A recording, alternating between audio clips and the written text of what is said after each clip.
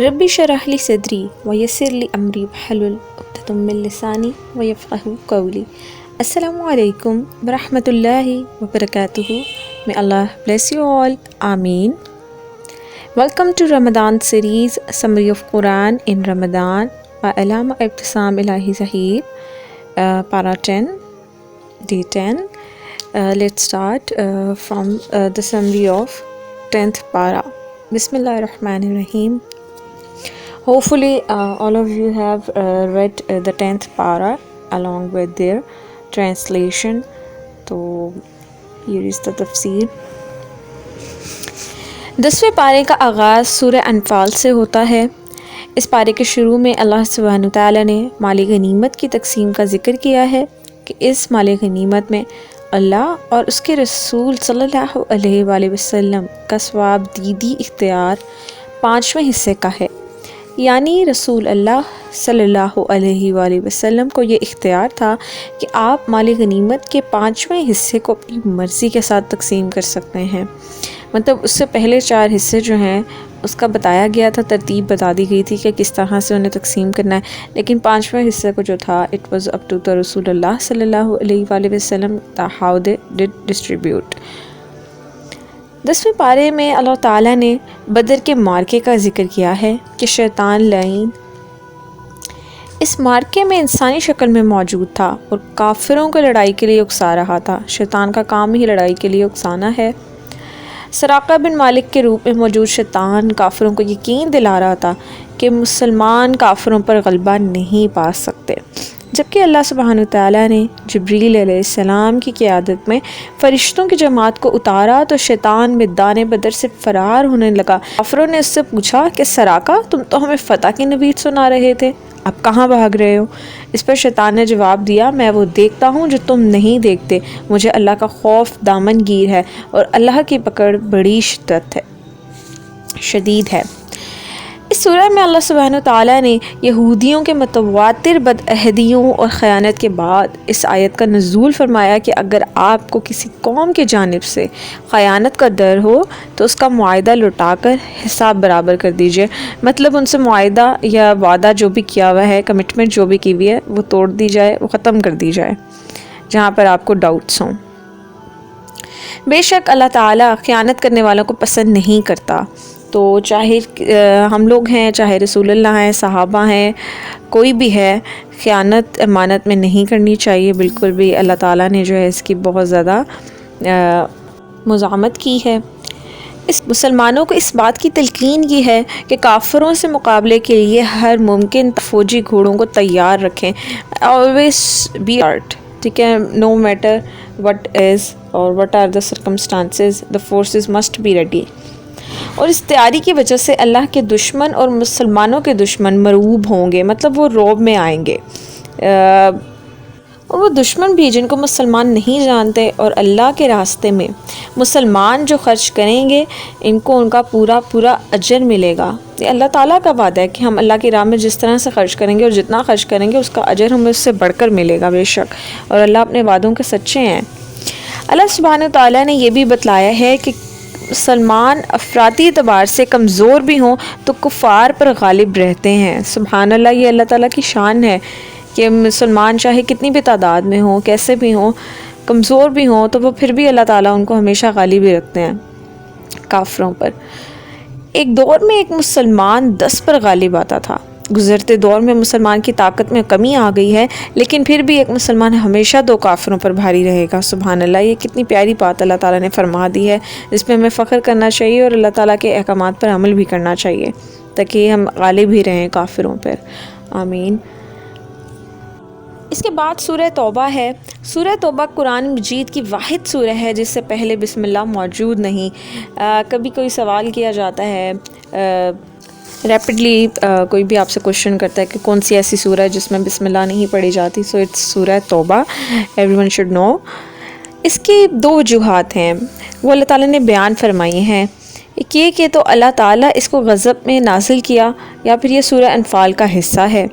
سورہ توبہ میں اللہ تعالیٰ فرماتے ہیں جو شخص نماز باقاعدگی سے ادا کرتا ہے اور زکوٰۃ صحیح طریقے سے دیتا ہے، ایسا شخص مسلمانوں کی جماعت سے منسلک ہے، جڑا ہوا ہے اور دینی اعتبار سے ان کا بھائی ہے۔ اللہ تعالیٰ نے یہ بھی ارشاد فرمایا کہ بعض کافر اس بات پر اتراتے تھے کہ ہم حرم کی صفائی کرتے ہیں اور حاجیوں کو ستو پلاتے ہیں، ایک شربت ہے۔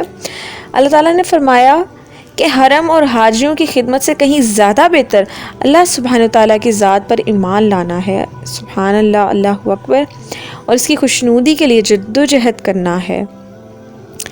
اللہ تعالیٰ نے مسلمانوں کو تنبیہ کرتے ہوئے کہا ہے کہ اگر تمہارے باپ، تمہارے بیٹے، تمہارے بھائی، تمہاری بیویاں، تمہارے قبیلے، تمہارے مال جو تم اکٹھا کرتے ہو، تمہاری تجارت جس کے نقصان سے تم ڈرتے ہو، اور گھر جن میں رہنا تمہیں مرغوب ہے، تم کو اللہ اور اس کے رسول کے راستے میں کیے جانے والے جہاد سے زیادہ پسند ہے، تو انتظار کرو جب تک کہ اللہ کا عذاب نہیں آ جاتا۔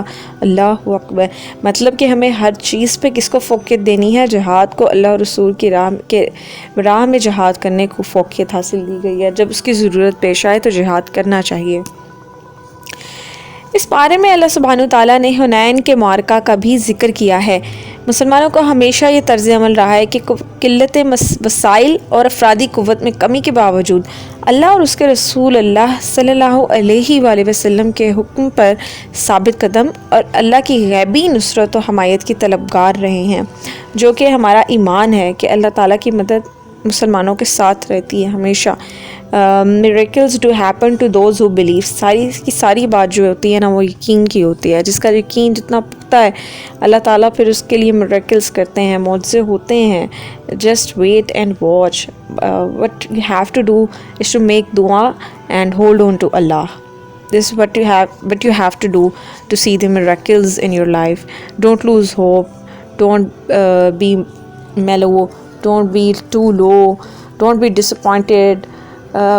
I know there are so many circumstances where I came across کہ جب بالکل انسان ہار جاتا ہے، اس کو کچھ سمجھ میں نہیں آتی۔ This is how the time we have to connect with Allah subhanahu wa ta'ala، and this is how Allah tests us, our patience and our iman as well۔ anyhow اللہ تعالیٰ اس میں غزوہ حنین کی بات کر رہے ہیں۔ اللہ تعالیٰ فرما رہے ہیں کہ حنین کا معرکہ ایسا تھا جس میں مسلمانوں کی تعداد اور افراد کی قوت بہت زیادہ تھی۔ اس تعداد کی کثرت اور فراوانی نے مسلمانوں کے دلوں میں ایک فخر کی کیفیت پیدا کر دی۔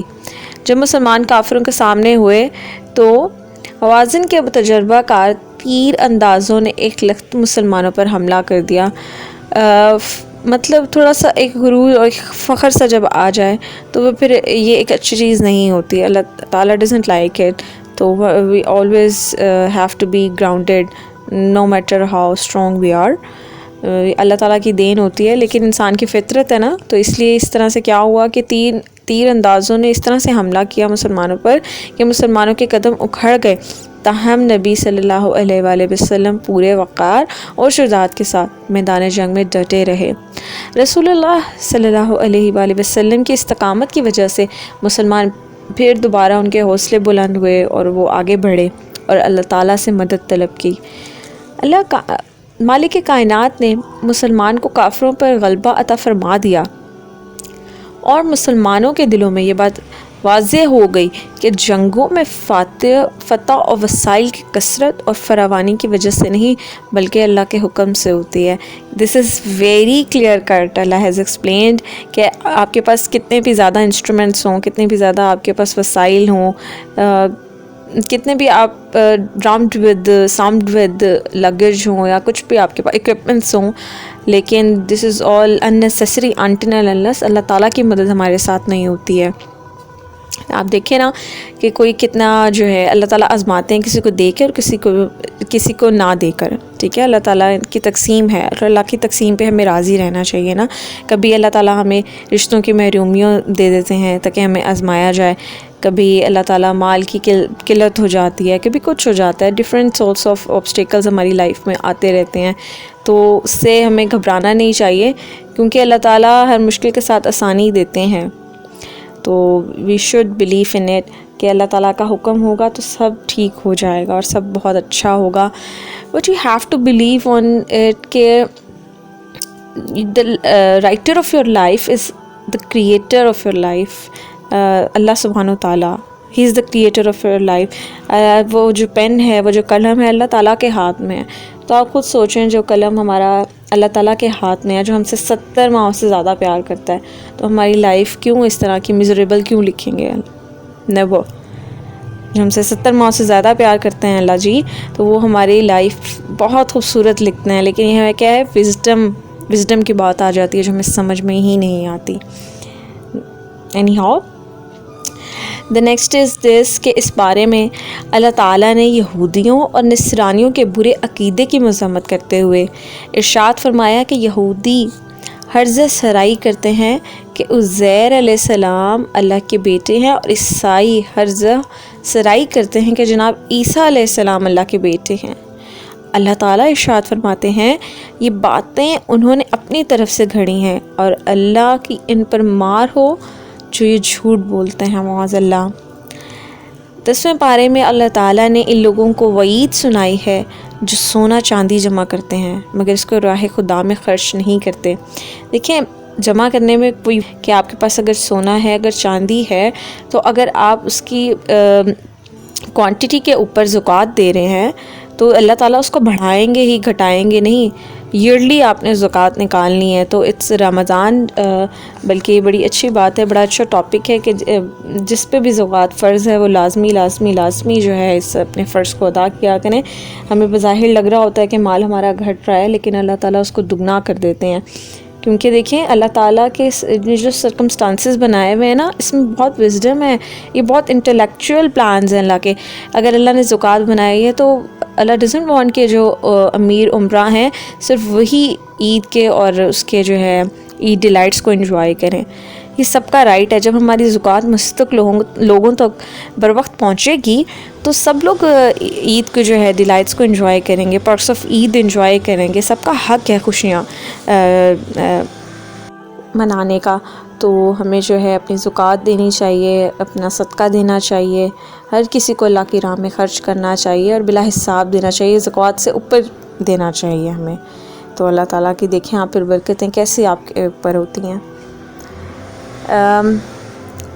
The next is قیامت کے دن سونے اور چاندی کو آگ میں پگھلانے کے بعد ان کی پیشانیوں کو پہلوؤں کی اور پشتوں کو داغا جائے گا. مطلب جو لوگ جن کے پاس سونا اور چاندی ہے نا, جو صرف جمع کر رہے ہیں اور اللہ کی راہ میں خرچ نہیں کر رہے یا زکوٰۃ نہیں نکال رہے, تو ان کے لیے وعید یہ ہے کہ قیامت کے دن اللہ اکبر سونے اور چاندی کو آگ میں پگھلا کر ان کی پیشانیوں, ان کے پہلوؤں, ان کے پشتوں کو داغا جائے گا. اس سے ہمارا تھوڑا سا حصہ جل جائے, ہمیں کتنی تکلیف ہوتی ہے. اگر ہم ابھی سے اس تکلیف کا اندازہ کر لیں کہ ہمیں قیامت میں کیسی کیسی تکلیف سہنا پڑے گی, سزا مل سکتی ہے ہمیں, ہم سزا کے مرتکب ہوں گے, تو ہم لوگ جو ہے اپنی زکوٰۃ وغیرہ نکالیں, اللہ تعالیٰ کے احکامات پر عمل کریں اگر ہم چاہتے ہیں کہ ہماری قیامت میں رسوائی نہ ہو. اور کہا جائے گا کہ یہ اس چیز کے سبب ہے جو تم اکٹھا کرتے ہو, بس اکٹھا کرنے کا مزہ چکھ لو. مال کی حوث نہیں ہونی چاہیے, کفن کی جیب نہیں ہوتی ہے. آپ کے پاس جو ہے آپ وہ دیں, جو ہے جس کے پاس وہ دے, جس کے پاس رشتے ہیں, جس کے پاس خوشیاں ہیں, جس کے پاس محبت ہے, جس کے پاس مال ہے, آپ وہ آج کہتے ہیں نا کہ اللہ ہمیں دے گا تو ہم دیں گے, نہیں, جو ہے آپ اس میں سے نکالیں اللہ تعالیٰ کی راہ میں. اینڈ دین سی ہاؤ اللہ puts برکہ انشاءاللہ. 10ویں پارے میں اللہ سبحانہ وتعالیٰ نے مصارف زکوٰۃ کا بھی ذکر کیا ہے کہ زکوٰۃ کے 8 مصارف ہیں. اب وہ 8 مصارف ہیں کہ اس پر فقیروں کا حق ہے, ٹھیک ہے, مساکین کا حق ہے, زکوٰۃ اکٹھی کرنے والوں کا حق ہے, اسلام کے بارے میں نرم گوشہ رکھنے والوں کا حق ہے, قیدی کا حق ہے, تاوان کے تلے دبے ہوئے لوگوں کا حق ہے, مسافر کا حق ہے, اور اللہ کے راستے میں اس کو خرچ کرنا چاہیے. So it's again I'm requesting to all of you, to those who are watching, جہاں تک میری بات پہنچ رہی ہے, so kindly please pay your zakat timely and consequently, تاکہ ہر کوئی جو ہے اس کی خوشیوں میں شامل ہو سکے. اللہ تعالیٰ نے کہا ہے کہ منافق مرد اور عورت ایک دوسرے میں سے ہیں, اور یہ بھی بتلایا ہے کہ مومن مرد اور مومن عورتیں ایک دوسرے کے مددگار ہیں. مطلب جو ایک اورا کے لوگ ہیں نا, whether they are male or female, وہ منافق مرد اور عورتیں ایک فرقے میں سے ہو جائیں گے، لیکن جو مومن مرد اور مومن عورتیں ہیں وہ ایک دوسرے کے ہیلپ فل ہوتے ہیں، ایک دوسرے کے سپورٹر ہوتے ہیں. تو ہمیں کیا کرنا چاہیے؟ Nowadays we have to support everyone, ٹھیک ہے، to those who are working for the sake of almighty we have to support them rather to degrade them, ٹھیک ہے. یہ منافقوں کا طرز عمل ہے، ایک دوسرے کو ڈیگریڈ کرنا، لیگ پلنگ کرنا. مومنین کا طرز عمل یہ نہیں ہے. مومنین کو ایک دوسرے کی مدد کے لیے اللہ تعالیٰ نے پیدا فرمایا، ایک دوسرے کے لیے آسانیاں پیدا کریں. اللہ تعالیٰ آپ کے لیے آسانیاں پیدا فرمائیں گے انشاءاللہ تعالیٰ. اللہ تعالیٰ ہم عمل کرنے والا بنائے، آمین. اور اعمال والے لوگ ایک دوسرے کے ساتھی، اور صحیح عقائد اور اعمال والے لوگ ایک دوسرے کے ساتھی ہوتے ہیں. اللہ تعالیٰ نے یہ بات کتنی واضح کر دی ہے کہ جو غلط، جن کے جو ہے فاؤنڈیشنز اور جن کے بیسکس جو ہیں وہ غلط ہیں، ٹھیک ہے، they are encounter with the wrongs, ٹھیک ہے، اور جو ایک صحیح عقیدے پر ہیں، تو ایک ٹرو آئیڈیالوجی پہ جو ہے، تو اللہ تعالیٰ ان کی کمیونٹی ایک کر دیتے ہیں، ایک دوسرے کے ساتھ ہوتے ہیں، ایک دوسرے کو سپورٹ کرتے ہیں. اس بارے میں اللہ سبحانہ وتعالیٰ نے اپنے نبی صلی اللہ علیہ وآلہ وسلم کو اس بات کی تلقین کی ہے کہ انہیں کافروں اور منافقوں کے ساتھ جہاد کرنا چاہیے. کافروں کے ساتھ جہاد تلوار کے ذریعے اور منافقوں کے ساتھ دلائل کے ذریعے ہونا چاہیے. How clearly Allah has defined کہ آپ نے اگر کافروں کے ساتھ جہاد کرنا ہے تو تلوار کے ذریعے کریں، اور منافقوں کے ساتھ کرنا ہے تو دلائل کے ساتھ کریں، کیونکہ وہ تو نہیں ماننے والے آپ کی تلوار سے.